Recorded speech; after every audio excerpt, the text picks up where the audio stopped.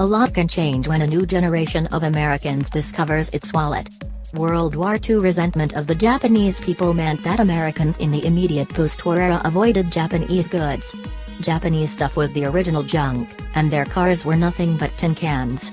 At a certain moment in time, this was true. But it neglected the divergent trajectories of growth and ambition.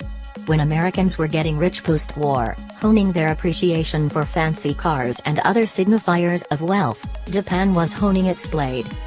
This often meant exploiting some economic advantage. The first was the oil embargo of 1973, and Honda and Toyota had fuel-efficient commuter cars at the ready. When boomer Californians started buying them for the sake of home economics, they found that the cars weren't junk and they didn't break.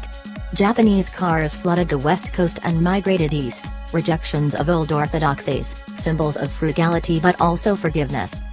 Japan Incorporated saw another economic opportunity in the early 80s, when the gap between its currency and the rest of the world's was cosmically wide. With a weak yen and, by then, state-of-the-art production processes, Japanese carmakers realistically surmised that they could produce simulacra of German luxury cars for the American market at nearly half the price. American luxury cars, by this time, had become complacent and shoddy but fooled their makers into thinking they were still competitive by dint of a robust dealer body.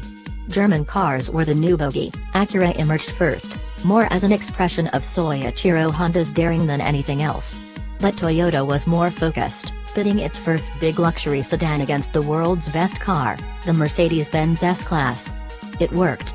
The 1990 Lexus LS400 looked almost like an S-Class, drove almost like an S-Class, and was quieter than an S-Class. Who cared if it had no heritage? It was priced like an E-Class. And so set a pattern.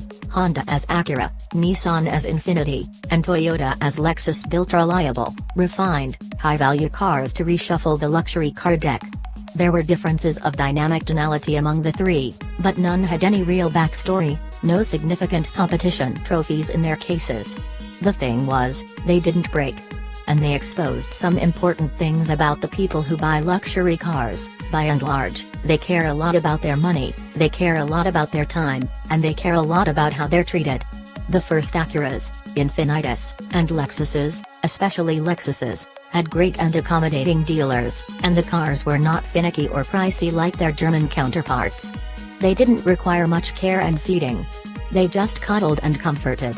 The first wave of the Japanese luxury invasion proved that frugality and forgiveness, mechanical in this case, were more important than history.